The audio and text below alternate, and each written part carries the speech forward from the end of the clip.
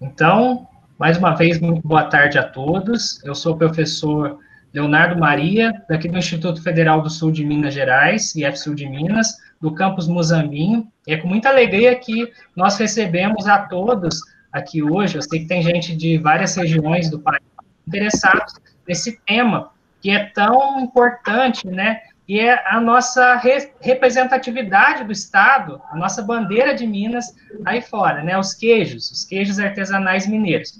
Então, nós estamos com alguns nomes aqui, né? Pessoas bem importantes da área, e vamos fazer esse debate, tá certo?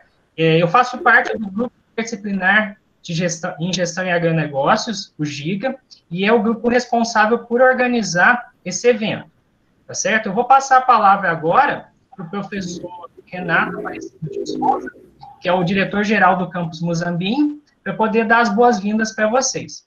Beleza? Obrigado. Então, boa tarde a todos. Eu quero inicialmente parabenizar você, professor Leonardo, e o seu grupo de estudos, o GIGA, por essa iniciativa. Tenho certeza que será muito proveitosa essa roda de conversa, sobretudo em função do tema, que é agradável ouvir e também degustar. Infelizmente, a fase da degustação não será possível, mas o professor Leonardo já se comprometeu em, após receber todos os endereços de todos vocês, encaminhar os queijos para que todos degustem adequadamente, né, Leonardo? Então, eu saúdo todos vocês, estou falando aqui diretamente do gabinete da Direção-Geral do Instituto Federal do Sul de Minas, e faço uma saudação especial aos nossos convidados, né, os nossos convidados, pessoas mais importantes da tarde de hoje, o Oswaldo, o João, e o Túlio está chegando aí, daqui a pouco eu posso saudar mais adequadamente, então fica aqui o meu agradecimento à disponibilidade. Oswaldo e João, tenho certeza que contribuirão muito com a nossa tarde. E também, saldo de maneira especial, o professor Adriano, que é o nosso colega lá do Instituto do Campus Carmo de Minas, que vai ser o moderador da roda de conversa sobre queijos. Tá? Então, fica aqui o meu agradecimento e reconhecimento a esse importante trabalho da tarde de hoje. Boa tarde a todos. Obrigado, professor Renato. Né, com patrocínio do campus, a gente vai mandar esses queijos aí para o Brasil todo. Pode deixar. Certinho? Então, agora eu passo a palavra para o professor Adriano, nosso colega aqui do IF-Sul de Minas. Ele é coordenador do curso técnico integrado e subsequente de alimentos aqui de Carmo. Né? Ele também é mestre e doutor em ciência e tecnologia de alimentos. E ele vai ser o moderador na tarde de hoje. Então, eu passo a palavra para você, Adriano, tá certo? Para conduzir os nossos trabalhos. E obrigado mais uma vez, né, pela participação e disponibilidade. Tá ok, deixa eu só ver se minha apresentação. Ok. Boa tarde para todos, tá? Agradeço o Campus Muzambinho pelo envolvimento nessa atividade, nessa ação, né? Obrigado, Renato, professor Leonardo e demais participantes, tá? E quando o Leonardo me colocou esse desafio, né? Eu achei interessante trazer um pouco da história da origem desses queijos artesanais no Brasil. Como todo alimento, né? Como a maioria dos produtos que são realizados de forma artesanais, eles têm uma história, tá? Então, eu vou trazer um relato aqui, bastante breve, porque o tempo é de 10 minutos, mas eu vou tentar contextualizar essa questão do surgimento, da elaboração de queijos artesanais no nosso Brasil, tá? Então, coloco inicialmente aí para vocês esse contexto, tá? A nível de Brasil, começando com a data de 1500. Então, 1500 foi quando os portugueses aqui chegaram, né? Então, com essa chegada, né, dos portugueses ao Brasil, que já era um país habitado por milhares de índios, né, que a gente tem isso nos contextos, nos relatos históricos, mas, né, não existiam relatos de que os índios brasileiros produzissem queijos. Mas se a gente fizer uma análise mais profunda, né, a produção e a cura, né, que é a maturação de queijos, já eram praticados há muitos séculos em outras regiões. Então, quando eu falo outras regiões, nos outros países do mundo. Então, em 1500, aqui os portugueses chegaram, mas não relataram a produção de queijos. Então, a partir desse descobrimento, entre aspas, né, os interesses da metrópole portuguesa eram o quê? Extrativista e monocultura, porque naquela época de 1500, né, o que era um produto alimentício de valor agregado? O açúcar. Então, era monocultura. Chegaram aqui e começaram a produzir cana-de-açúcar como objetivo principal, porque era o que movimentava a economia naquele momento. Então, há menções de comercialização do queijo alentejo lá naquela época, né? Nessa parte aí de colonização portuguesa, do queijo alentejo. E o queijo alentejo Alentejo é uma região de Portugal. E também o queijo alemão. Então, comercialização e não produção, que é muito diferente.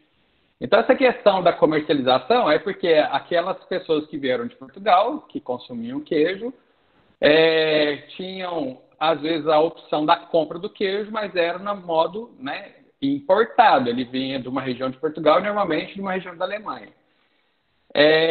Um marco importante, tá aqui nesse último tópico, que é Martim Afonso de Souza e sua esposa, Ana Pimentel. Foram eles que trouxeram bovinos para o Brasil. Opa, aí já está começando a dar origem na história. Mas ainda falta um pouco, calma aí. Então, por que trouxeram o bovino? Porque era necessário para que movimentasse os engenhos, né, precisava de uma força, né, era uma força motriz. Então, o bovino era dimensionado para que tocasse esses engenhos, para que fizesse extração do caldo da cana-de-açúcar, né, para elaboração do produto. E também tinha a questão do transporte dos açúcares, das canas que foram colhidas até os engenhos. Então, utilizava-se muito carro de boi. Então, utilizava-se a força dos bovinos. Então, ainda a gente não está falando em queijo, mas a gente já está falando de quem vai produzir a matéria-prima para o queijo. Então, não era interesse da administração colonial, durante o ciclo econômico, né, o desenvolvimento da pecuária. Pecuária é o quê? Criação lá dos animais para produção de leite e produção de corte, que é carne, né? Tanto é que é reforçado o não interesse pela Carta Régia de 1701. Essa Carta Régia, ela falava da proibição de gado numa faixa de 10 léguas do litoral, que é onde estava plantada a cana-de-açúcar. Então, o que representa 10 léguas? Em quase 50 quilômetros. 48 quilômetros e mais um pouquinho. Então, tanto é que tinha uma carta na forma de decreto que veio de Portugal proibindo a produção de gado nessas áreas onde estava a cana-de-açúcar. E isso impacta o quê? Isso foi empurrando para o interior do país a pecuária. Foi empurrando, foi para o interior. Tá? Então, é importante, quando a gente fala em história do Brasil, tem esse Robert Southey, tá? É um dos primeiros livros contando a história do Brasil. É um livro que está até disponível no site da Biblioteca do Senado Federal. É lá que eu busquei essas informações para a história do Brasil. E também ele faz, né, esse historiador faz rápidas, em poucas páginas, menções de produção de queijo no Brasil colonial. Então, acredita que é ali, né, em torno de 1701 até 1800, que está aí um prazo muito grande para falar onde que exatamente começou a produção do queijo no Brasil. A gente não tem essa precisão. Vamos avançar um pouco mais na questão da história. Então, a produção de queijos aconteceu de forma mais acentuada durante o ciclo da mineração, tá?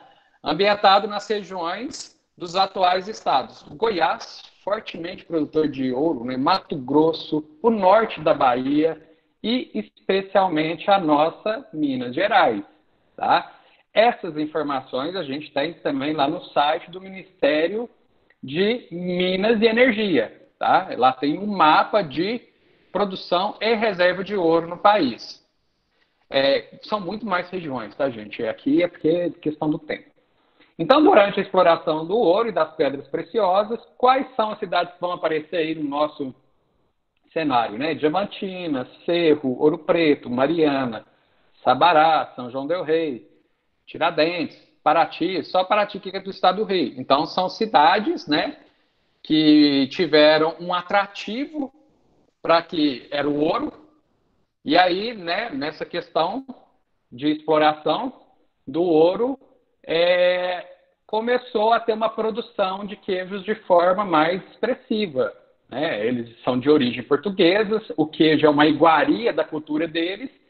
Eles estavam deixando um pouco de lado lá a questão da monocultura de açúcar, porque ela começou a ter uma queda, porque seus principais compradores, que eram a Holanda, a França, a Inglaterra, começaram a dominar essas técnicas também, tá? Então, esse mapa aqui, ele é bastante interessante. Visualizem aí, né? É um mapa que eu extraí do site, que chama Slow Food.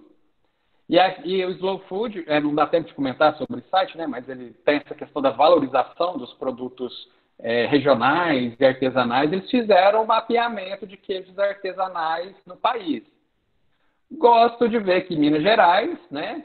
Que tem aqui a maior representatividade. Adriano, então eu estou vendo muitos queijos artesanais espalhados pelo Brasil. A ideia é essa, tá? Várias regiões brasileiras produzem queijos artesanais, além de Minas. Esse mapa, né, merece ter muitos mais pontos de queijo, porque aqui São Paulo está identificado apenas um. São Paulo é um grande produtor de queijos de queijo artesanal, e muito expressivo, né? Tanto é que já foi alvo de matéria também, né, conjuntamente com os queijos artesanais aqui de Minas, no Globo Repórter do ano passado, se não me engano. Então, essa questão, né, de o que impulsionou, o que fomentou essa questão da produção do queijos, a primeira coisa, o estado de Minas Gerais, que igual eu coloquei no mapa anterior, ele tem muitas regiões produtoras de queijos. E ali estavam próximo das minas de ouro, de regiões, de municípios que continham ouro. Só que Minas Gerais tem o quê? Um relevo muito montanhoso. Então, isso implicava, né? A pessoa obtinha o leite, mas tinha dificuldade de escoar essa matéria-prima. Isso é realidade até hoje, né? Dependendo da época de chuva, dependendo do local da propriedade rural que produz o leiteiro tem dificuldade de chegar lá em épocas de chuva, por causa de assolar, declividade, questão montanhosa. E isso, antigamente, era muito mais nítido, né? Essa dificuldade de escoar essa matéria-prima. Então, isso obrigava eles a encontrarem alternativas de melhores conservação do leite. O leite é um produto altamente perecível. De um dia para o outro, ele já altera suas características, né? Então, isso implicava o quê? Em pegar o leite e transformar em queijo, que era uma maneira mais agradável de consumo do leite, né? Através do queijo. Claro que eu não estou falando que queijo é leite, né? Mas é modo de falar, né? Uma percepção. E aí, com essa questão, né, incentivou ali a produção, e isso foi disseminando entre as regiões os modos particulares de elaboração de queijos, né? O queijo, por exemplo, do Cerro, da Canaça, um queijo diferente, o queijo de Alagoa também completamente diferente. Então, o que veio, né, contextualizando, né? O segundo ponto aqui, ó, com a decadência do ciclo da mineração, teve a decadência da cana-de-açúcar, teve a decadência lá da mineração. E aí, o que sobrou para eles? Né? Eles já estavam aqui, já eram milhões de pessoas aqui, milhões. Vai voltar todo mundo para Portugal porque acabou o ouro? Não, vamos fazer uma nova economia. E aí começa a pecuária leiteira a ganhar força, né? E isso passou a ser grandes riquezas de geração, né? Grandes fontes de geração e riqueza para a economia desses locais, desses municípios, tá? Então, o mapazinho que eu coloquei de Minas Gerais da esquerda, são algumas regiões fortes produtoras de queijos artesanais. Vai me incomodar um pouquinho porque eu não estou vendo a lagoa aqui no mapa, né? Aqui no cantinho aqui, ó, mais aqui para baixo aqui, ó. E tem vários outros queijos artesanais que estão aqui de fora também desse mapa, tá? Mas é o que eu encontrei que tinha disponível. E essa questão das altitudes, eu acho muito importante falar disso, só para finalizar, tá? Tem essa questão da altitude. A altitude gera uma pressão menor, são regiões mais frias, então vai influenciar no clima. Essa questão do clima impacta, né, na vegetação, no tipo de vegetação, na composição química da vegetação. E essa vegetação que é ofertada aos animais vai impactar diretamente na composição química do leite, tá?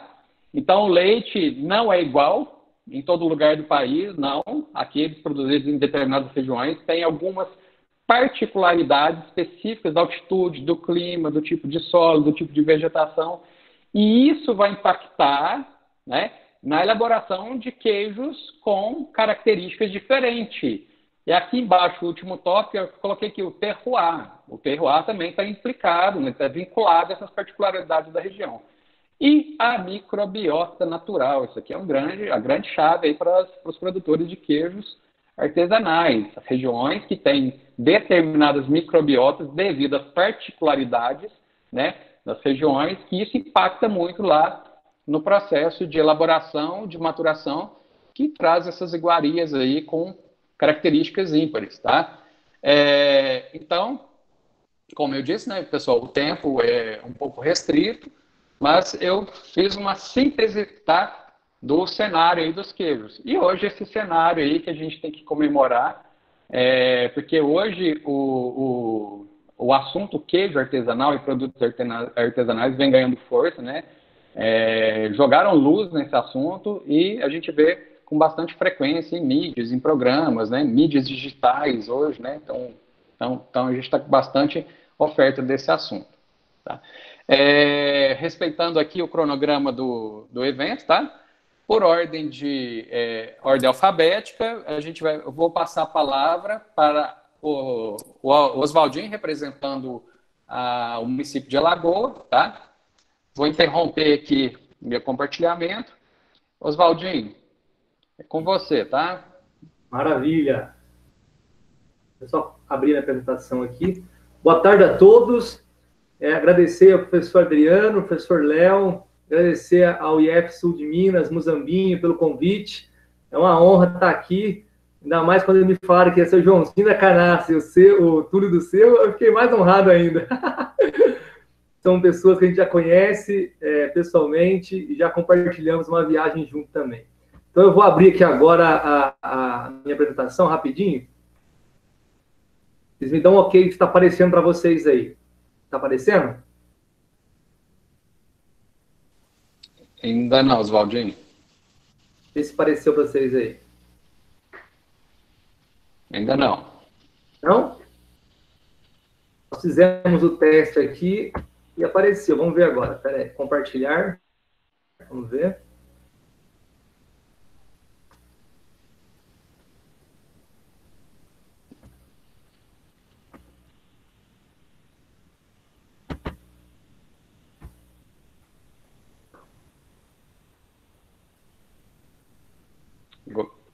Apareceu? Só troca a tela, Oswaldinho. Tá. Eu não estou vendo você. Põe na sua apresentação a tela. Tá aparecendo a sua pasta de downloads. Clica em cima da sua apresentação. E agora, apareceu? Agora sim. Vê se apareceu para vocês aí. Apareceu, queijo da Lagoa. Beleza? Agora sim. Maravilha. Beleza. Eu não estou vendo vocês e eu não estou vendo o que vocês estão comentando. Então, eu só estou vendo a minha tela. Qualquer coisa, vocês podem interromper e me dar o áudio aí, tá? Eu não estou vendo vocês. Eu vou iniciar o cronograma aqui para poder não fugir no tempo. Bom, meu nome é Oswaldo, sou conhecido aqui como Oswaldinho. Tá aí meu WhatsApp, tá aí o Instagram, o nosso Facebook, o meu e-mail e o nosso site. Para você não perder tempo aí anotando, tira uma foto com seu celular e depois você posta lá no story do Instagram e me marca que eu faço um repost depois, tá? Eu queria começar essa palestra falando para vocês o seguinte: não importa de onde você veio, importa para onde você vai. O nosso público, a maioria do nosso público-alvo aí são estudantes, né? Estão cursando aí no Instituto Sul de Minas. E não importa se você é de uma cidadezinha pequenininha, não importa se a sua família é de posses, de poucas posses, não importa onde você veio, importa para onde você vai. Essa é a mensagem que eu quero, uma das mensagens que eu quero que você guarde no seu coração, beleza? Eu vou contar rapidinho um pouquinho da história da minha cidade, como o professor Adriano acabou de contar aí sobre o processo de extrativismo, né, do ciclo do minério aí em Minas Gerais. A lagoa foi descoberta por volta de 1720, quando os bandeirantes aqui chegaram, vieram por campanha, chegaram até Iruoca, que é a cidade vizinha. De Iruoca só tinha até Guapiara. Então, do Guapiara, eles vieram abrindo aí trilhas e chegaram aqui na cidade de Alagoa. E quando chegaram aqui, eles avistaram uma lagoa imensa, por isso o nome Alagoa, né? E aí, o que aconteceu? Eles, com os escravos, eles explodiram a pedra, né? Furaram a pedra, tem até hoje a curva da pedra furada. Eles escoaram todo o minério, todo o ouro, levaram pela Estrada Real para a coroa portuguesa, mas ficou aqui a cidadezinha chamada Alagoa. Há 100 anos atrás, um italiano chamado Pascoal Poppa, ele era sapateiro, designer de sapatos, e ele mudou aqui para o Brasil e casou com a dona Luísa Altomari. A dona Luísa Altomari era aqui de Baipendi, eles moravam em Baipendi, e o intendente da época convidou a dona Luísa Altomari para dar aula aqui em Alagoa, que não tinha professora. Então ela veio dar aula, e ela estava trabalhando, e como não tinha muito sapato para fazer, serviço sapateiro, ela conversando com ele, surgiu essa ideia de fazer queijo. Então eles compraram leite de alguns vizinhos e fizeram o queijo, né? Por muito tempo, o nosso queijo foi conhecido como queijo parmesão, né? Porque foi um italiano que fez usando a tecnologia do queijo parmesão lá da Itália. Pois bem, esse queijo deu certo, deu resultado, ficou saboroso, começou a fazer sucesso entre os alagoenses. Então, muda para cá o seu Gumercindo Ferreira Pinto, que era de uma cidadezinha do lado de Taubaté, São Luís Paraitinga, e ele era um queijeiro profissional, fez parceria com o Pascoal Poppa. Esses dois, mais o seu João Fonseca, foram um dos grandes nomes do queijo aqui em Alagoa, de modo que é uma tradição centenária e isso vem passando de pai para filho, né? Essa questão cultural, essa questão histórica, essa questão de o know-how sendo transferido de pai para filho. Bom, o meu bisavô é esse aí que está montado em cima desse cavalo. Ele gostava de caçar, né? Ele era tropeiro. Meu bisavô, Jeremias Sene. Ele tinha a tropa de burro dele, então ele levava dentro do balaio de bambu, embrulhado na folha de bananeira, ele colocava os queijos, subia a Serra da Mantiqueira e vendia o queijo lá no Vale do Paraíba, no estado de São Paulo. Por vezes, fazia uma trilha aqui por Itamonte e saía lá em Resende, no estado do Rio de Janeiro. Hoje, né, vou chegar rapidinho lá, em 2009, a minha mãe pediu para eu visitar o seu Batistinha. Na época, a pessoa que comprava o queijo dele estava pagando um preço de banana no queijo, uma bacatela, e daí estava passando um aperto financeiro muito grande. Cheguei lá para visitar ele, perguntei como é que estão as coisas, e ele foi bem franco comigo. Não tá bom não, Oswaldinho. O trem tá feio, né? E daí me contou o que tinha acontecido. Aquilo me incomodou profundamente. Eu fiquei incomodado com aquela situação e saí da casa dele com um propósito no coração. Meu Deus, eu tenho que fazer alguma coisa para mudar essa situação. Até então, eu comia queijo, cresci comendo queijo aqui em casa, meu pai, minha mãe, enfim, queijo, um café com leite e farinha, queijo sozinho, queijo frito, queijo tudo quanto é jeito. Mas até então não tinha experiência com queijo, né? Então, através desse contato com o seu Batistinha, que me veio, por Deus, um estalo na cabeça. Vende queijo pela internet.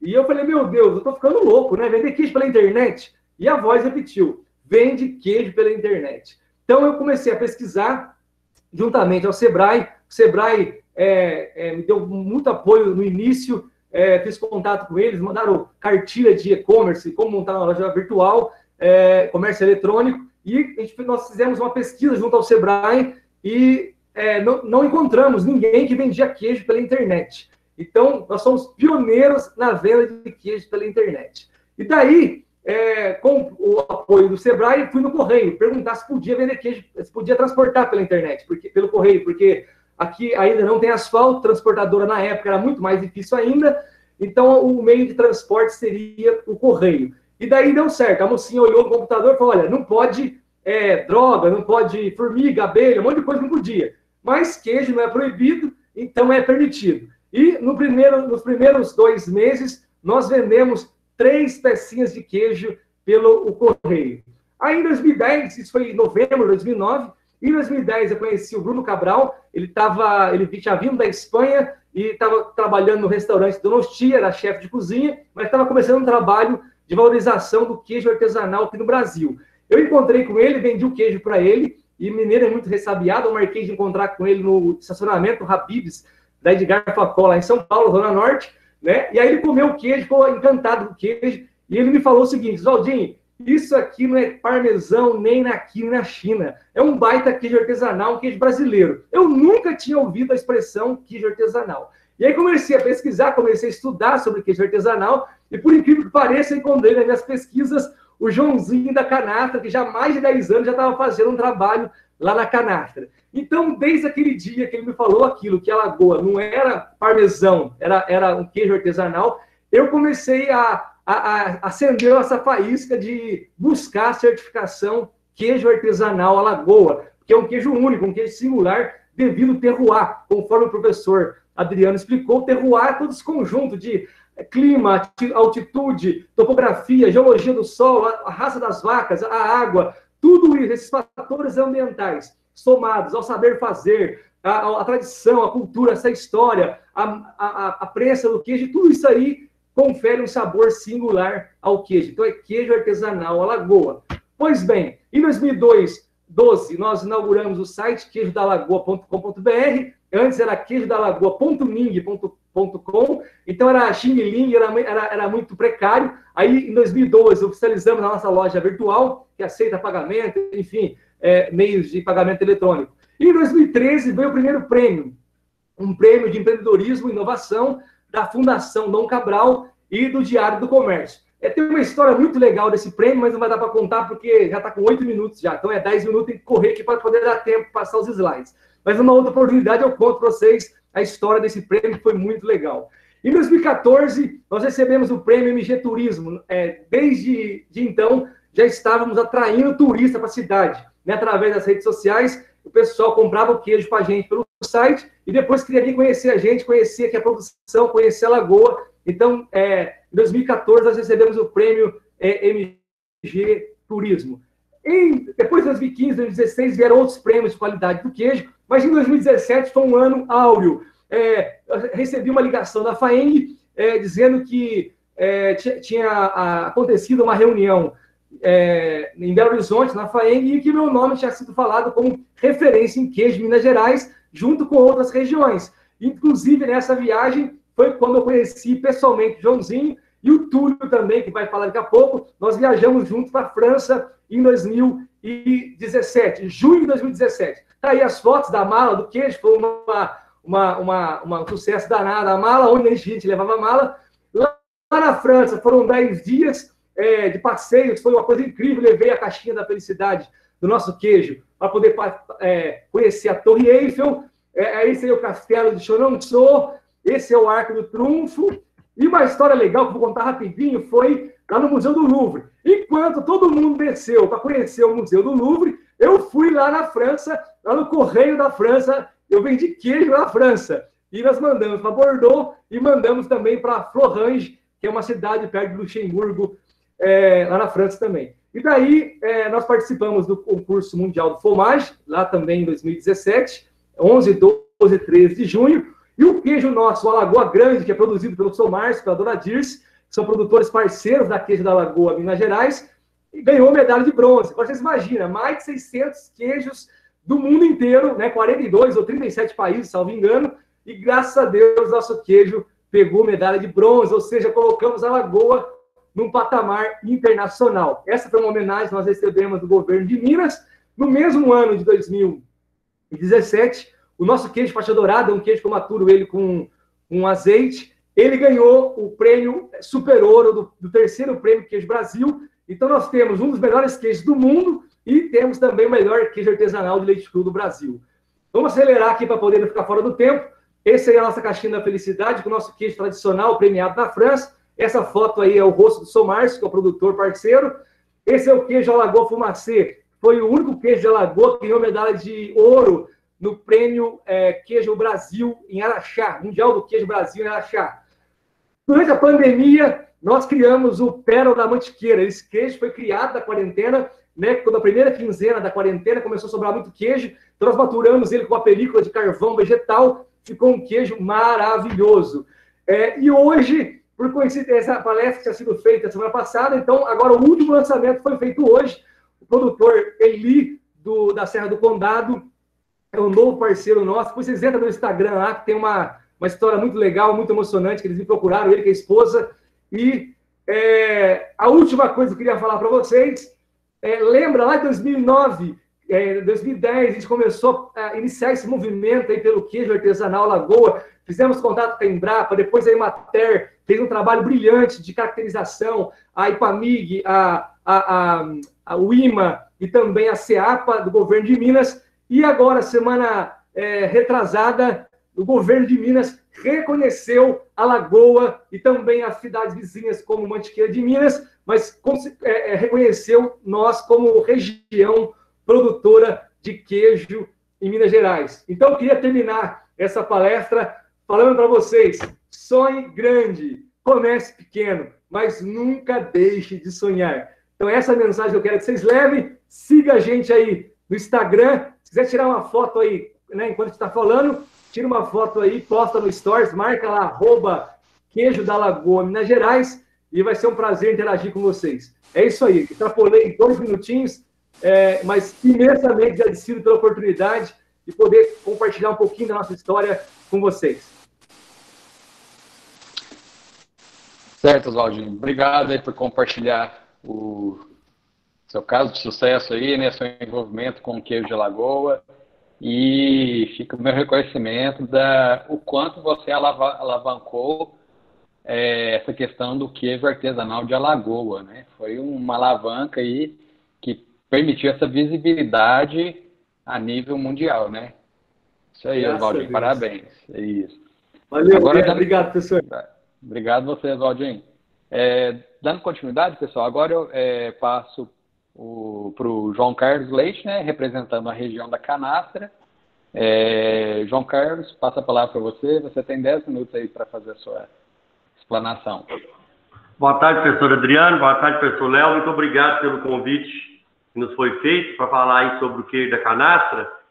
Parece até caso do destino. João Carlos Leite já está mais para João Carlos Queijo, né? O João Carlos Cheese.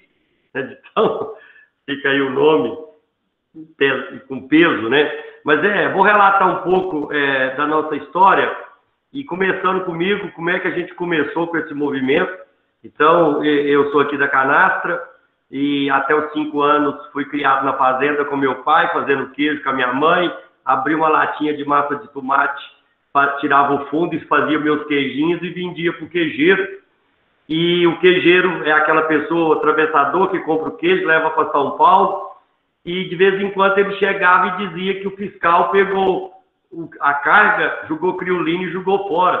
E eu, criança, não entendia aquilo, mas por que não? Porque o queijo risca a saúde pública, queijo não pode, é ilegal. Mas como é que é ilegal? Como é que gera risco? Se a gente come, todo mundo come e ninguém morre. Bom, eu cresci assim, e aí quando eu fui fazer o colégio agrícola, hoje o IFMG de Bambuí, depois eu fui para a Universidade Federal de Lavras, e lá estudando laticínio, microbiologia, os professores, a academia, me explicou por que o queijo era de alto risco, por que não podia fazer no Brasil, que a lei não permitia. Eles diziam que a lei não permitia, mas nunca me explicaram por que a lei dizia que era proibido. Bom, mas eu entendi como estudante que quem estava errado era meu pai, né, que insistia em fazer um queijo de leite cru que era tido como cocaína, droga, né? Bom, eu não vou mexer com esse negócio, mas aquilo tinha um fundo lá no meu coração que palpitava. E quis o destino que em 2007 eu fui estudar o crédito cooperativo, 97, eu fui estudar o crédito cooperativo, eu fundei o Cicobi, a cooperativa de crédito aqui, em 91. Em 97 eu fui estudar o crédito cooperativo na Europa. E o que eu encontrei em Paris, na Galeria Lafayette, que é a loja mais chique das madames do mundo inteiro. Lá tem as melhores rouparias, as melhores joias, os melhores produtos da culinária. E, de repente, nós fomos no supermercado Bon Marché, cheguei numa gôndola e estava escrito em cima, fromage et laiterie. Claro, eu tinha estudado um pouquinho de francês, eu traduzi, confirmei com a intérprete, e ela, não, é queijo de leite cru. E eu falei, mas como leite cru aqui? Aqui isso é proibido, isso é risco à saúde pública. Não, aqui é chique, feito pelos pequenos produtores, altamente valorizado, agrega valor. Eu falei, meu Deus, então é a Europa que é atrasada, o Brasil está muito mais avançado, né? E voltei indignado. Quando eu voltei indignado para a canastra, e eu vendo os produtores aqui indo à falência, porque o queijo de leite cru, tido como, né, de vez em quando, os fiscais pegavam os queijeiros, saía na mídia, e o título é Tráfico de Queijo da Serra da Canastra. E esses produtores eram meus associados aqui na cooperativa, quebrando, falindo, sem rentabilidade, sem nada. E eu pensava, meu Deus, o que eu posso fazer? E aí quis o destino que no governo do Eduardo Azeredo, o Alisson Paulinelli vira secretário, e como secretário ele criou um programa de valorização do agroartesanato brasileiro. E aí ele manda um emissário aqui em São Roque, o emissário chega na prefeitura, não, o prefeito vai lá, procura o Joãozinho lá na Saroncred, lá na cooperativa de crédito, e quando o emissário Francisco Xavier chegou e me colocou o que era a missão dele, eu falei, graças a Deus, é Deus que está encaminhando a gente aqui. E aí ele me convidou, fui para Belo Horizonte, lá eu já conheci o Alisson, porque o Alisson era de Bambuí, eu sou afilhado da prima primeira dele, meu pai era amigo dele, meu pai já falecido. E aí quando eu falei de quem eu era filho, ele falou, rapaz, você tem a obrigação de me ajudar a salvar o queijo lá da Serra da Canastra, que é um dos melhores do mundo. Mas aí foi que o Alisson, então, dentro da CEAPA, criou esse programa. E aí, quando nós começamos, né, eu não vou relatar, são 10 minutos, eu precisar de pelo menos 1 hora para relatar tudo, mas o fato é que o Alisson deu início a esse programa e eu fui nomeado. Eram 3 regiões, a Serra da Canastra, a Serra do Salitre e o Cerro. Essas 3 regiões foram escolhidas junto com a secretaria para dar início ao projeto de qualificação do queijo artesanal de Minas Gerais, né? E aí começou todo o trabalho, tivemos, claro, várias questões, o Ministério Público Estadual deu voz de prisão para nós em Belo Horizonte, e aí, dessa reunião que foi dado voz de prisão, o deputado João Batista de Oliveira do Cerro, presidente da Comissão de Política Agropecuária, né, assumiu, fez um ataque com o Ministério Público, junto com a CEAPA, termo de ajuda de conduta, e nós tivemos 1 ano para poder produzir uma lei que autorizasse a produção de queijo de leite cru em Minas Gerais e ser vendido dentro do estado de Minas Gerais. E o que o Alisson fez? O Alisson foi ao Ministério da Agricultura, a Embaixada Francesa, assinou um convênio e trouxe os franceses. E veio para a canastra o presidente da Associação do Franche-Comté, lá da região da França, o senhor Martial Marguet, outros franceses, conheceram nossos queijos aqui de Minas, comeu nossos queijos, né, tanto fresco e alguns curados, porque quase ninguém já tinha perdido a cultura da cura, da maturação, e eu lembro que o francês disse que nós tínhamos um dos melhores queijos do mundo. O francês está doido, veio aqui. O que eu pensei? Os franceses vêm roubar nossas bactérias, levar para a França e fazer queijo lá na França, né? Mas aí, o fato é que esses franceses passaram a partir dos anos 2000, 2001 até 2010, vira canastra a cada 6 meses. E aí esses franceses transferiram know-how, tecnologia, principalmente para nós aqui da canastra, mas também como o Estado. E aí eles ensinaram muita coisa importante, mas eu destacaria 2 coisas. A primeira coisa que o francês ensinou foi a história do surgimento do queijo no mundo. Qual a importância que foi para o homem neolítico a descoberta de transformar o leite em queijo, esse queijo ser maturado e ser alimento em período de escassez, como os grandes impérios, igual o Império Romano, ninguém sabe, mas o Império Romano só foi possível graças também ao queijo maturado italiano, que era a ração que ia na mochila do soldado.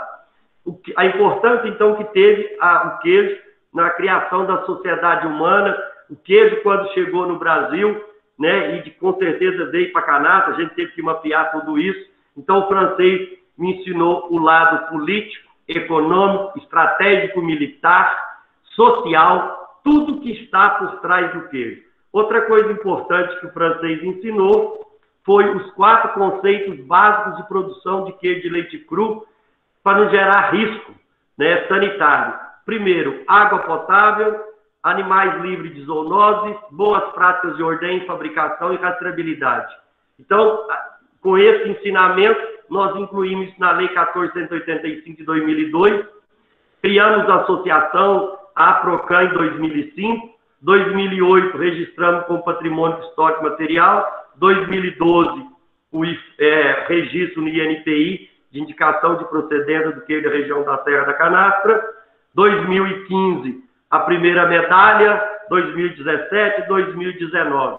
Então eu dei um panorama geral para vocês entenderem como que a canastra nasceu, né, evoluiu e está evoluindo, né? Nós estamos inaugurando aqui a primeira escola de formação de mestres queijeiros de leite cru do Brasil, voltado justamente no intuito de levar informação. A história da canastra de evolução é a mesma que o Oswaldinho contou. O meu tetravô, Paulino Leite da Cunha, veio de Carranca, São João del Rei, e aqui na região da canastra ele veio criar gado. Ele trouxe descendentes de portugueses, já faziam queijo lá em Carrancas. Aqui ele fez um queijo e ele percebeu que o queijo deu uma característica, um sabor diferenciado daquele lá de São João del Rei. E aí começa, então, uma produção para consumo familiar. Os tropeiros viajantes vêm dormir aqui na canastra, compram o queijo, consome, compra, leva para fora e começa o comércio de queijo. Isso por volta de 1820, 1840. Então, é um pouco da nossa história e minha família, eu sou a 4ª geração e o meu filho agora está na 5ª geração. Então, deu um panorama geral, né? Claro, depois nós vamos estar aqui à disposição para responder quaisquer perguntas, né? Mais sobre o queijo canastra, o que o Oswaldinho falou, que o professor Adriano falou, né? De terroir.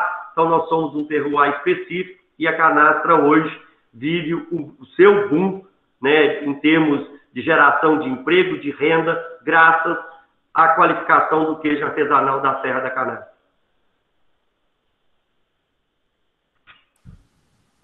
Ok. João Carlos, famoso Joãozinho, nós temos uma história em comum. Eu passei pela escola de Bambuí e pela UFLA também. Ó! E comi muito queijo aí na canastra. Que bom!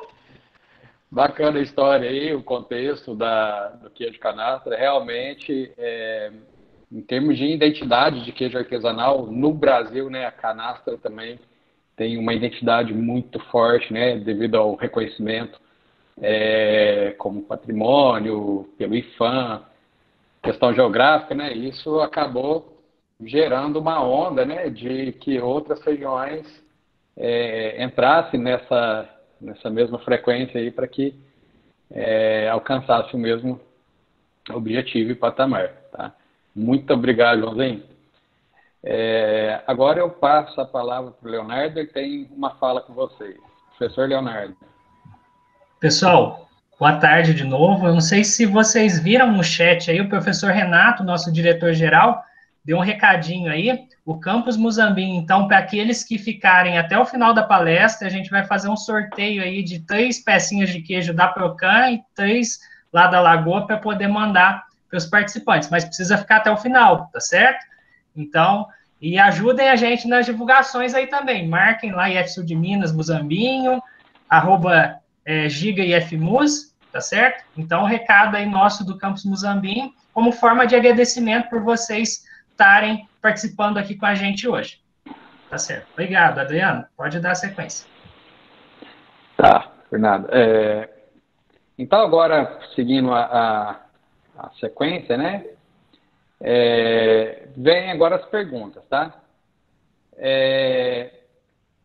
Então, eu vou começar com o primeiro, e aí fica por ordem, né? Por Oswaldinho, depois o Joãozinho, né? Por ordem alfabética, só para a gente organizar. E que possam responder aí num período médio aí de até 3 minutos. A comercialização de queijos artesanais, ela está sendo uma alternativa de agregação de valor ao produto diante dessa crise que nós estamos vivendo?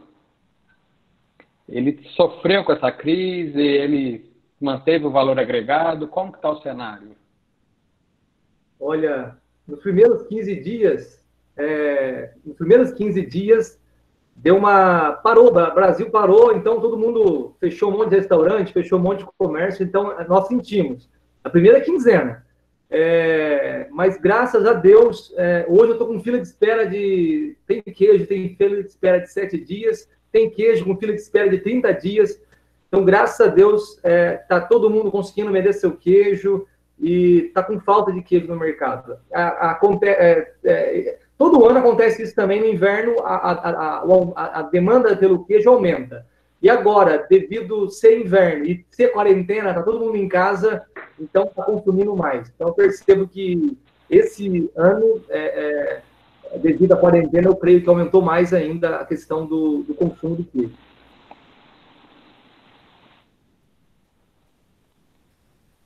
Tem que liberar seu áudio, Joãozinho.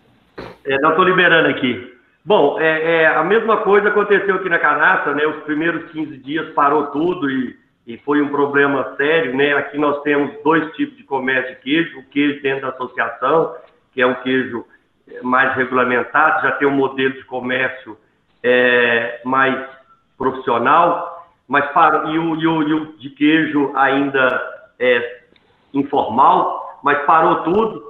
Mas graças a Deus, assim que começou a funcionar a logística, começamos a colocar o queijo de volta.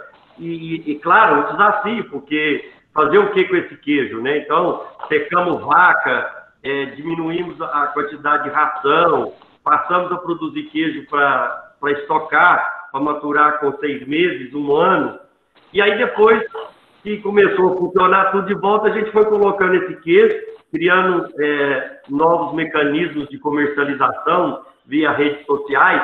O Oswaldinho já era mestre nisso, mas a Canastra tinha seu tradicional modelo de comércio. Hoje nós inovamos no comércio, continuamos com o modelo antigo, porém acrescentamos aí modelos novos de comércio e graças a Deus hoje o que está acontecendo é falta de queijo.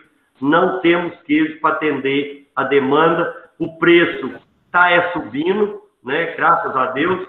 Claro, caiu depois dos primeiros 15 dias, voltou ao normal e a tendência agora é de alta e está faltando produto. E os produtores, graças a Deus, recuperando aí a sua rentabilidade. Sim. Muito bom ter essas notícias em meio, né, a esse momento de crise que a gente vem passando, né? Porque vários setores estão indo na contramão de tudo isso que foi dito, né? E existe alguma forma de apoio por parte dos governos nessa questão de produção e comercialização do queijo artesanal, seja de nível municipal, estadual ou federal? Sim. Nós, desde o início, desde 2010, sempre contei com o apoio da Prefeitura de Alagoas, sempre dando carta branca para a gente poder desenvolver ações aqui no município de Alagoas. Eu lembro que em 2010 tive a ideia de fazer o Festival do Queijo, e eu conversei com o prefeito na época, o Tiãozinho, e ele deu total liberdade para o Oswaldinho, pode formar equipe, monta uma equipe organizadora, uma comissão organizadora, e desde então, quando foi preciso fazer contato com a Embrapa, também a Prefeitura deu total apoio, a Prefeitura tem o contrato convênio com a Emater. Então, a Emater também é uma instituição muito parceira, né, que no caso é o governo de Minas. Então, tem um bom trânsito entre o governo de Minas e a Prefeitura de Alagoas. Através da Emater também, IMA, são instituições irmãs, né, a FAMIG também, e também a CEAPRO, que agloba as 3, né, FAMIG, IMA e Emater. Então, graças a Deus, a gente teve tanto apoio do governo estadual, como também estamos tendo apoio também da Embrapa, que é o governo federal, e também o Ministério, tem o Caiuca, que é uma figura lá do Ministério da Agricultura, uma pessoa incrível, tem sempre constante contato com ele, Enfim, aqui nós podemos dizer que nós temos, sim, apoio do governo, tanto municipal, a prefeitura, inclusive o prefeito nosso atual, o Juliano, ele também é produtor rural, ele faz parte da nossa associação, nós fundamos a associação o ano passado, a APRO Alagoas, o Juliano, que é o atual prefeito, ele é membro da associação e dá total apoio. Então, graças a Deus, essa parte a gente conta com o apoio, sim, do poder público. É crucial, né? Suma importância. Outra coisa, rapidinho também, na gestão do Juliano, implantamos o SIM, que é o Serviço de Inspeção Municipal, que também isso foi um grande avanço, uma grande conquista, né, em parceria com a Emater e a Prefeitura, conseguimos aprovar o projeto de lei na Câmara, então já está funcionando, sim, já está funcionando, e é o próximo, em junho, saiu a nossa certificação do queijo Alagoa, então agora a ideia é fazer um consórcio intermunicipal para equiparar o nosso SIM ao CISB, e depois também conseguir o selo ART, né, então está caminhando para isso. Bacana, muito bom. Joãozinho? Bom, claro, desde que nós começamos o projeto, o apoio do governo do Estado de Minas, e aí eu vou dizer que começou lá com então, o secretário Arthur, com o governo Azeredo e todos os ex-governadores que passaram até hoje, né? O nosso atual governador, a nossa atual secretária Ana Valentim tem dado total apoio, né? Graças, então, aí uma visão, não vou dizer inovadora, mas um grande visionário, o Adson Paulinelli enxergou que o agroartesanato tem um grande potencial de geração de emprego e renda e valorização da cultura, da identidade gastronômica mineira, né?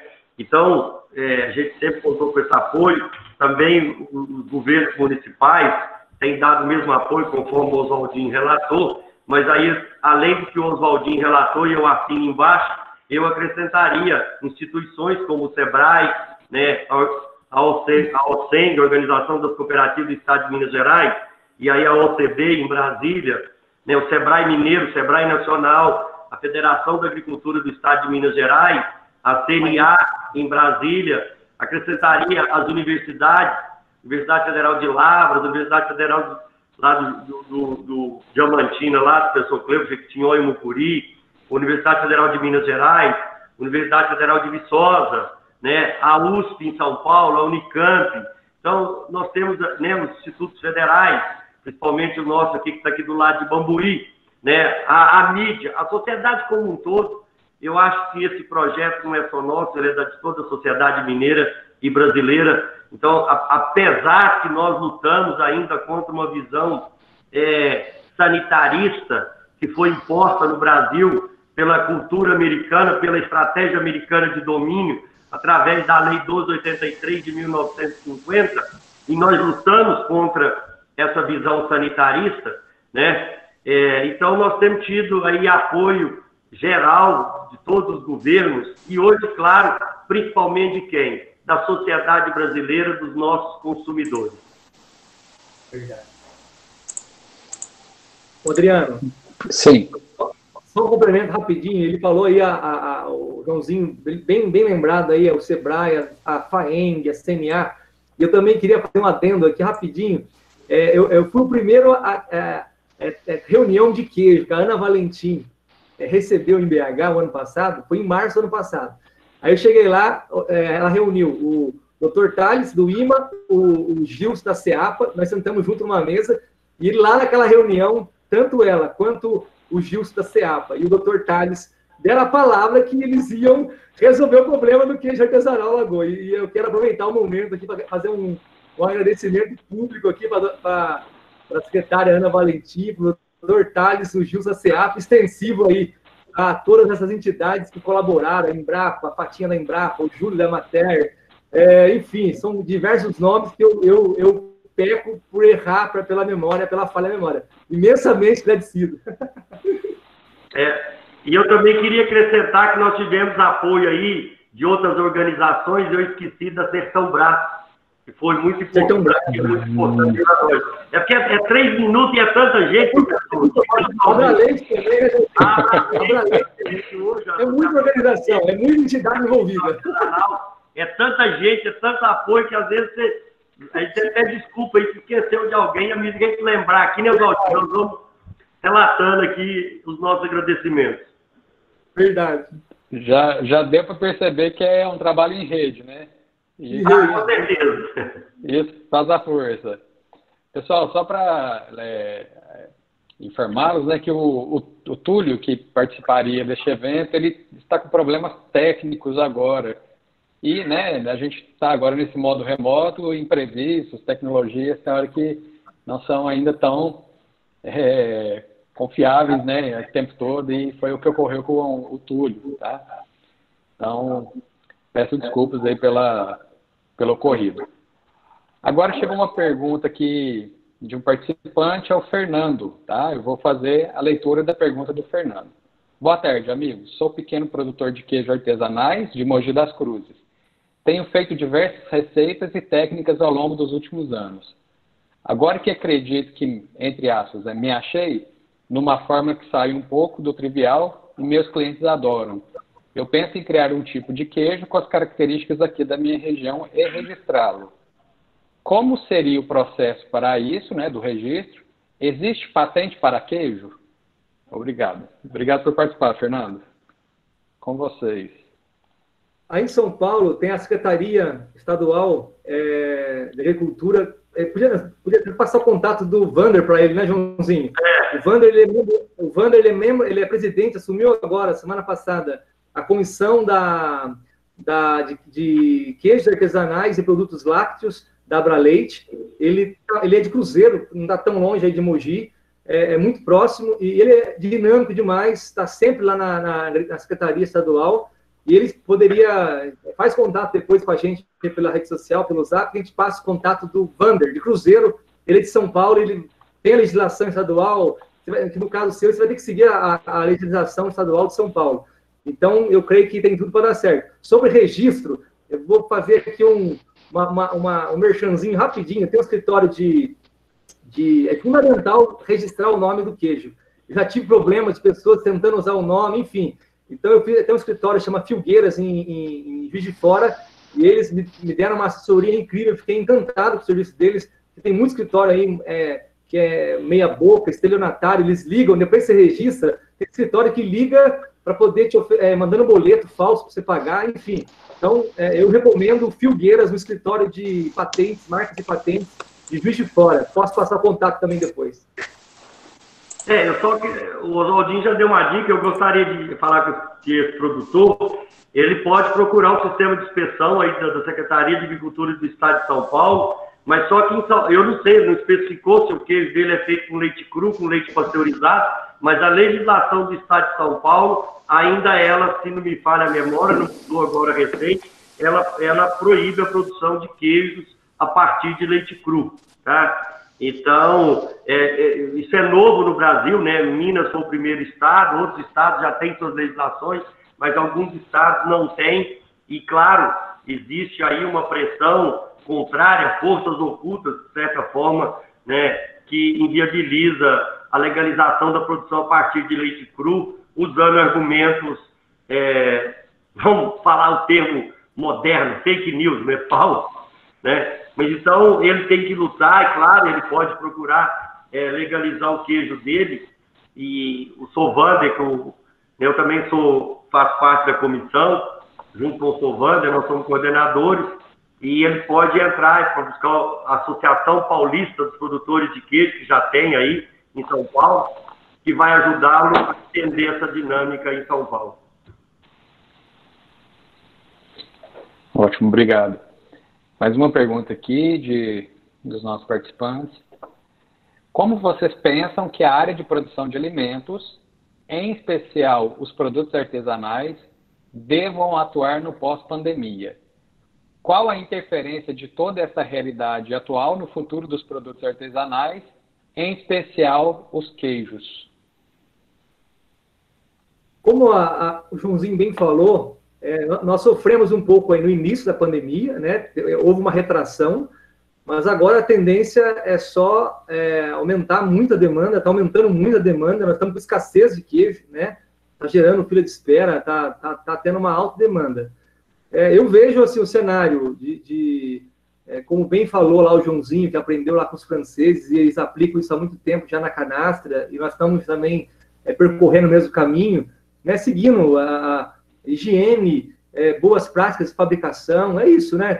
Isso são fundamental, né? Bem-estar do animal, bem-estar também do queijeiro, enfim, tudo isso aí é um conjunto que colabora para poder melhorar e fortalecer essa cadeia produtiva aí do queijo.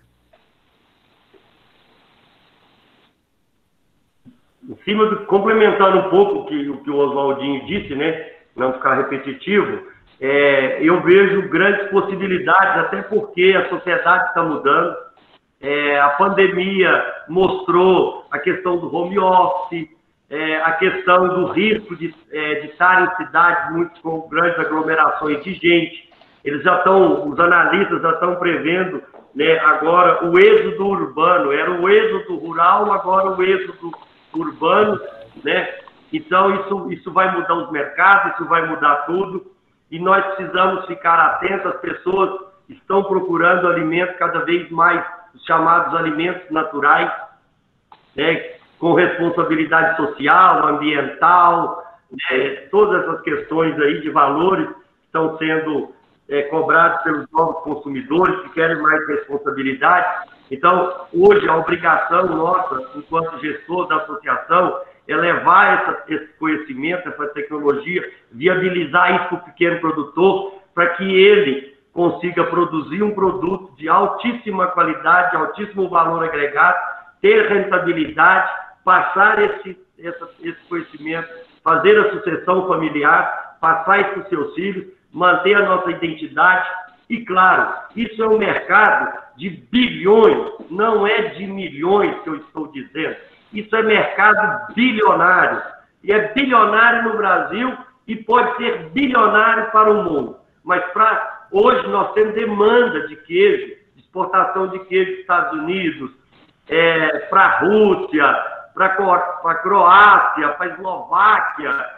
Quer dizer, inclusive nós estamos organizando junto com a Abralente uma feira que, se a quarentena, a pandemia permitir, vai acontecer no final do ano em Brasília, aonde estamos convidando todos os embaixadores e adidos de embaixadas residentes em Brasília, e nós vamos colocar os nossos queijos. Mas, infelizmente, pela burocracia, ou melhor, pela burocracia brasileira, nós não conseguimos exportar o nosso queijo, abrindo novos mercados. Mas nós podemos importar, exportar ainda não. Existem questões legais, nós estamos atuando, e hoje, claro, com a presença da ministra Tereza Cristina, o apoio que o Ministério da Agricultura tem dado, está sendo fantástico. E, claro, à medida que nós nos organizamos, à medida que vocês, estudantes, estão estudando, vendo, mudando o mindset de vocês em relação a que a Academia Científica da Medicina Veterinária soltou a partir de 1950, e hoje, com essa revolução que nós estamos fazendo, nós estamos criando condições para que realmente a produção agroartesanal seja uma grande agroindústria brasileira e gere resultados na balança comercial brasileira, que é o que mais nós estamos precisando hoje. Perfeito, ótima explanação. Mais uma pergunta também de participante. Gostaria que falassem da lei do selo arte, já que o Joãozinho falou um pouco da questão que era visto como ilegal. Por muito tempo a gente foi visto como traficante de queijo, né? Né, Joãozinho? Era tráfico de queijo. E o selo arte, ele veio realmente legalizar e abrir, né, tirar da marginalidade esses produtores que produzem um produto com segurança alimentar, né, e estavam aí esquecidos, estavam à margem, né? Então, para nós aqui, eu falo para a Lagoa, a Canastra, o Cerro e demais regiões tradicionais de Minas, já no ano passado já tem queijo de Minas Gerais que já tem o selo arte. Nós ainda não acessamos o selo arte ainda, porque a Lagoa ainda não era reconhecida. Então, agora, com esse reconhecimento do governo estadual, aí agora que nós vamos começar a nos organizar para poder acessar o selo arte. Eu acho que quem pode falar isso com mais propriedade, o Joãozinho já... O seu já é selo arte já, João? Mas na Canastra já tem selo arte já, né? Ótimo. Tá.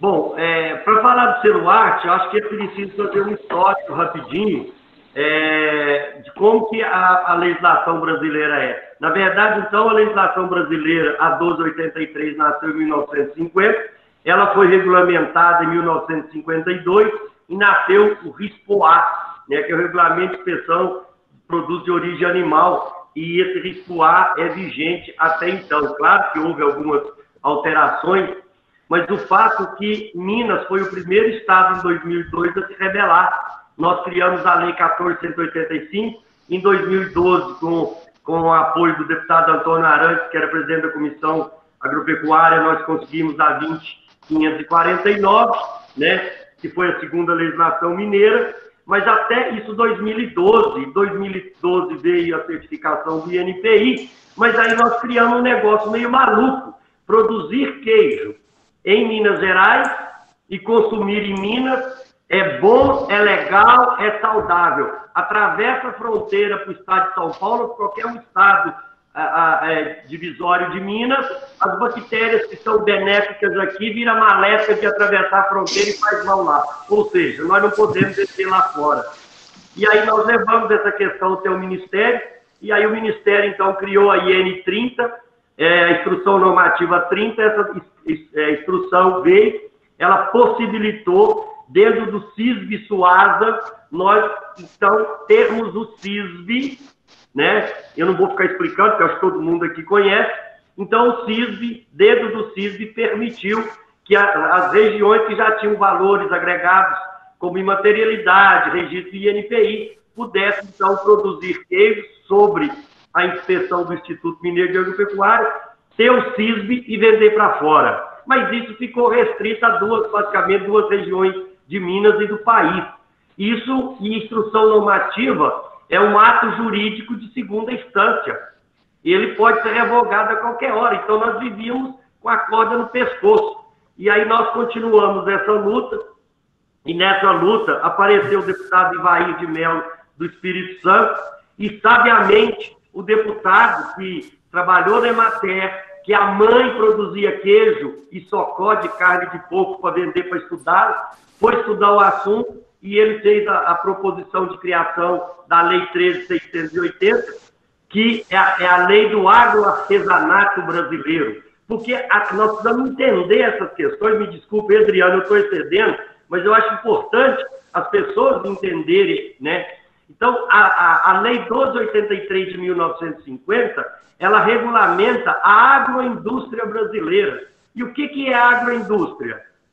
Fica circunscrito ao produtor de produtos de origem animal a produzir a matéria-prima. Só pode industrializar a indústria. E a indústria tem o poder econômico, financeiro, ela monopoliza. E aí o produtor vive aí sempre sem rentabilidade. A agroindústria não. A lei do Celuarte, a 13.680, ela veio alterar esse modelo de 1950. Nascendo, então, o agroartesanato. Ou seja, essa lei, ela dá direito ao produtor produzir sua matéria-prima de origem animal, beneficiar, vender, agregar valor e ter rentabilidade. A Europa faz isso há 10 mil anos atrás, desde que o homem neolítico descobriu transformar o leite em fazer queijo. Nós aqui é proibido. Por isso que nós temos que entender um pouco de história mundial, do domínio da cultura norte-americana, que implantou isso aqui no Brasil, né? Claro, há risco sanitário, existe tanto para a indústria quanto para o agroartesanato. O que nós precisamos é de conhecimento, de tecnologia, de produção para minimizar risco. Então, a lei de Celuarte, ela trouxe a alforria, a liberdade do agroartesanato, que inclui 5 cadeias: lácteos, carne, pescado, mel, ovos e galinha caipira. Então, e o que mais que essa lei trouxe, a meu ver? Aí criou o Celuarte, que é uma marca de comunicação, é uma marca coletiva, que quando o consumidor chegar na gôndola do supermercado, ele vai deparar com 2 produtos. Um de origem agroindustrial, que é feito no modelo, e o agroartesanato, que está lá pela logomarca A, que é o Celuarte. E aí esse produtor, esse consumidor, ele tem o direito de escolher o que ele quer consumir, né? Claro que um tem escala, o preço é mais barato, mas é commodity.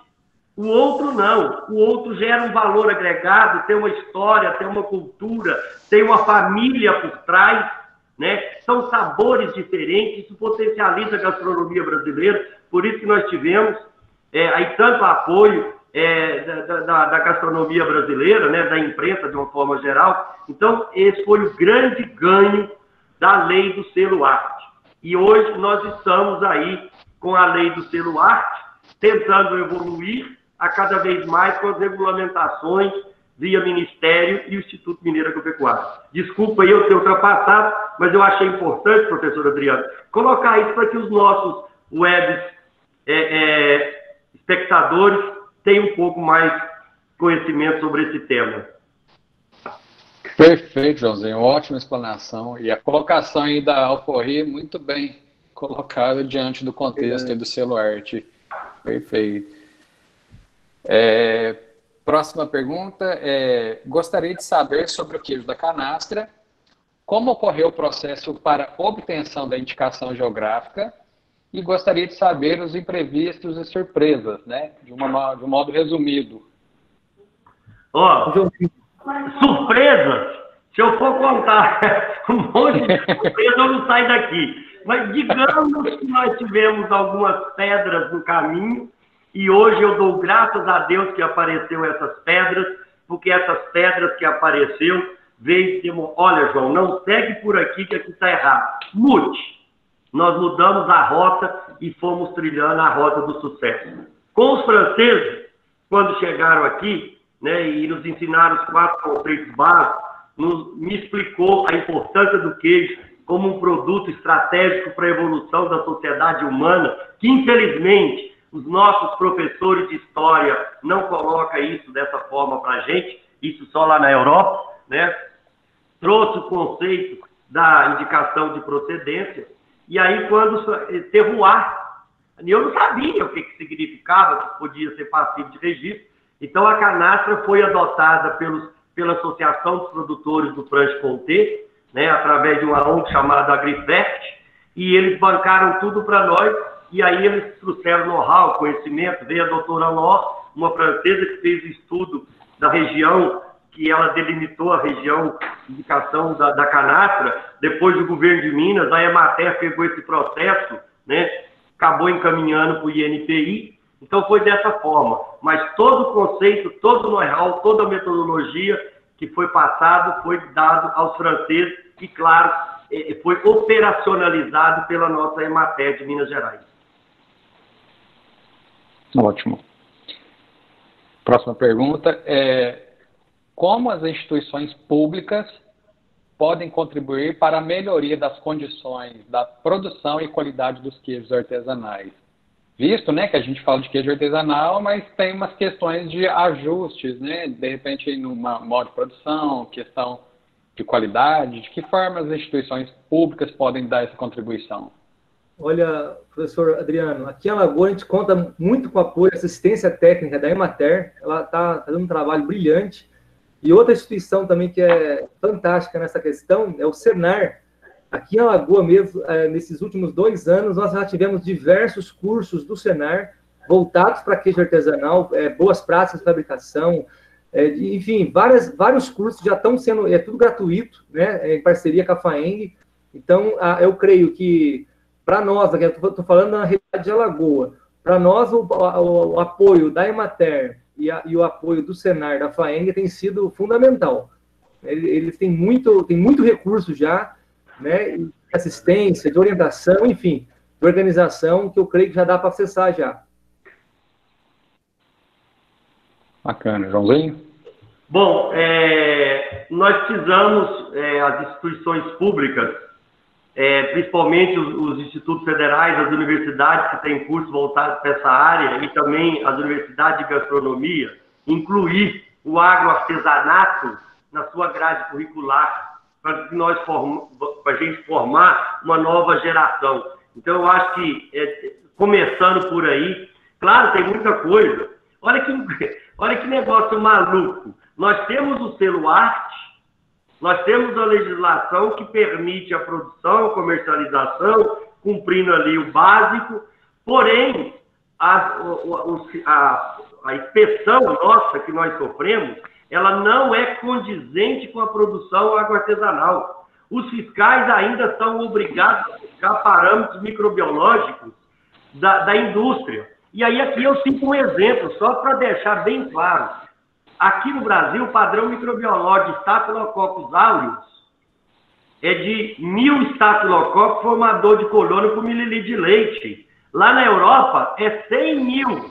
Ou seja, o padrão de 1.000 é para a indústria. E se justifica, João, está correto para a indústria?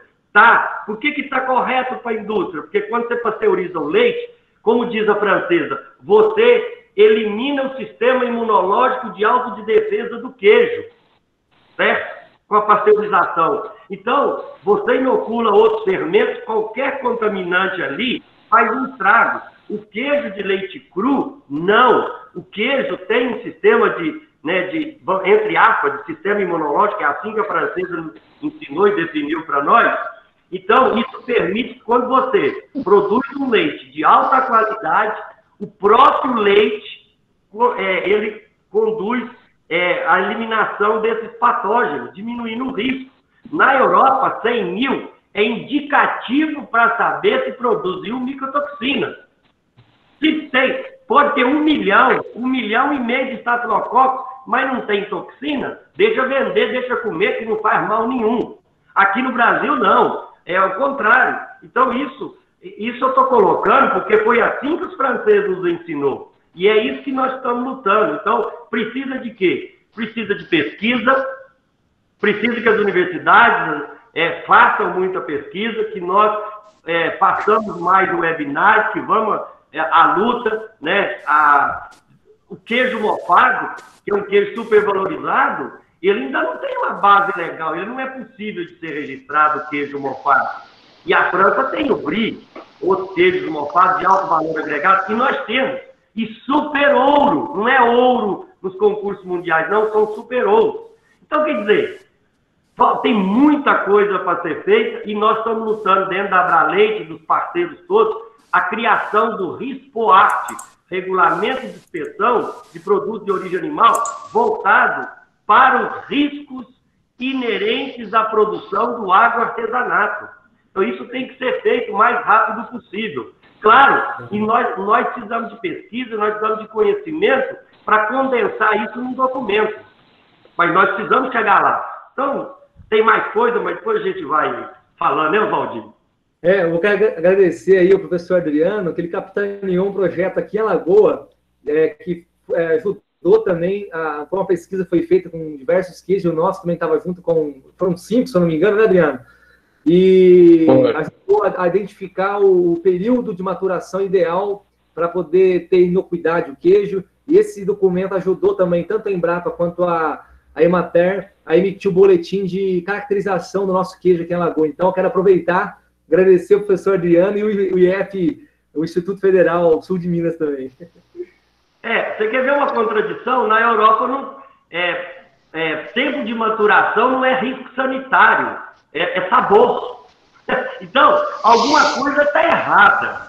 No Brasil, se define período de maturação com visão sanitarista. Você tem que produzir leite de qualidade, maturar o queijo e esses queijos expressar no seu melhor momento uma característica sensorial. Não risco sanitário, porque nós estamos partindo do pressuposto que o leite já está contaminado, ninguém está falando disso. Então, estou trazendo aqui duas visões, uma europeia e uma brasileira, que é essa que o Valdir relatou. Então, você vê, nós temos muita coisa a evoluir. Verdade. Um complemento rapidinho, falando sobre a questão do gosto, Joãozinho, a gente percebe também que atualmente, antigamente era todo mundo, aqui eu falando com base em experiência de Alagoa, todo mundo é queijo fresco, queijo fresco, queijo fresco. E eu, particularmente, eu gosto de queijo curado. E quando eu comecei a maturar queijo aqui, me chamaram de louco, Adriano. Esse cara é louco, maturar queijo, vai perder peso. Várias pessoas vieram falar comigo isso. Mas como eu gostava de queijo curado, eu encontrei pessoas também com paladar para queijo curado. Então, isso na Europa é comum, queijo de 2 anos, queijo de 1 ano maturação, né? Isso no Brasil é recente, é uma coisa que era histórico, porque para poder transportar no lombo do burro era queijo maturado. Se perdeu isso ao longo dos anos, e agora a gente acaba resgatando isso aí, né, Joãozinho? Esse link aí foi bom. Maturava no lombo dos burros que eram os tropeiros, né? É isso. Resgatou, exato. E o queijo de Alagoa, artesanal de Alagoa, após o processo de maturação, é uma transformação que não se compara com o queijo fresco de Alagoa. E é ali que começa a brincadeira, né? Que aí é uma explosão de sabor que... Bom, aí explicar parâmetros sensoriais é só degustando, né? Aí não tem como a gente discutir isso aqui. Bom, pessoal, 5 horas em ponto. Tinha mais perguntas, depois eu encaminho para vocês, mas vamos cumprir com o horário da nossa organização. Agradecemos, tá? Em nome do professor Leonardo, diretor do campus de Muzambinho, de Machado, nós aqui de Carmo de Minas.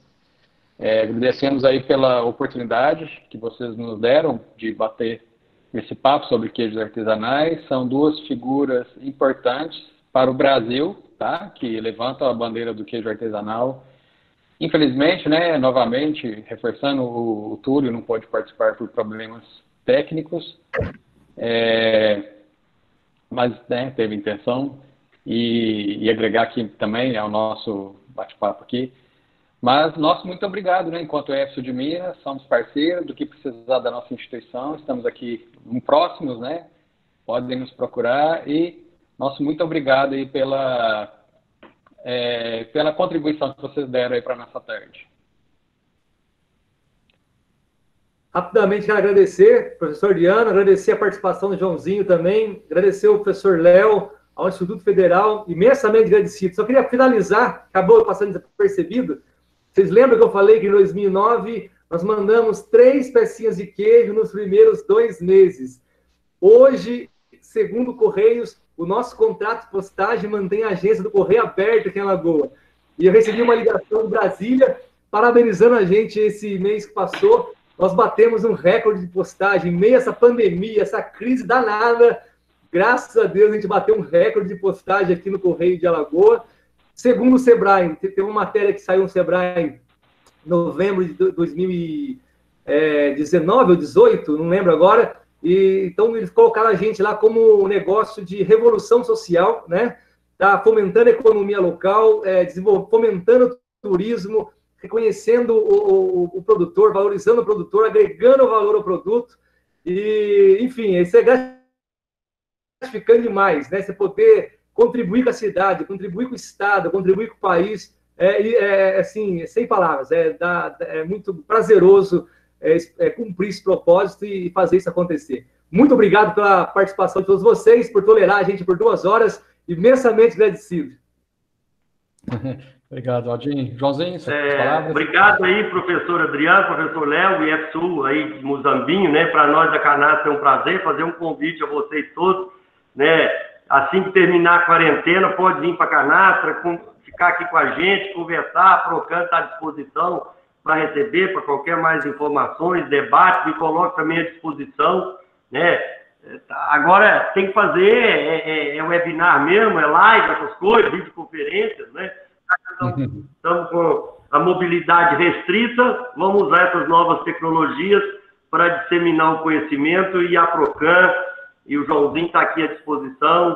E Oswaldinho, aproveitando, parabéns aí pelo registro aí do queijo da Lagoa, viu? Méritos pelo Oswaldinho. É um cara. Nossa, imensamente agradecido. Certo. Ok, pessoal, muito obrigado. Unidos aí pela tecnologia. Abraços virtuais para todos. Muito obrigado. Tchau, tchau. Pessoal, obrigado a participação de todos aí. Reforço as palavras do professor Adriano. E, por último, o nosso coordenador discente do Grupo Interdisciplinar Gestão em Agronegócios, o Renê, ele vai dar um recado para a gente, para poder encerrar aqui o evento. Boa tarde a todos. Primeiramente, parabéns pela palestra, Oswaldo, João. Agradecer também ao Túlio, que infelizmente, não, por problemas técnicos, não pôde estar conosco. E parabéns, foi uma aula sobre empreendedorismo, sobre a parte técnica do queijo. Tenho certeza que é um assunto que tem muito a crescer no Brasil. E gostaria de parabenizar, agradecer a presença de todos. Muito feliz, pessoal, com o feedback que vocês estão nos dando.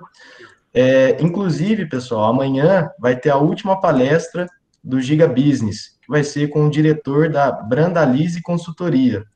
E o tema vai ser Segurança Alimentar no Planeta e análise das principais cadeias de produção do Brasil. Então, quem gostou da palestra, a gente vai lançar mais uma palestra amanhã para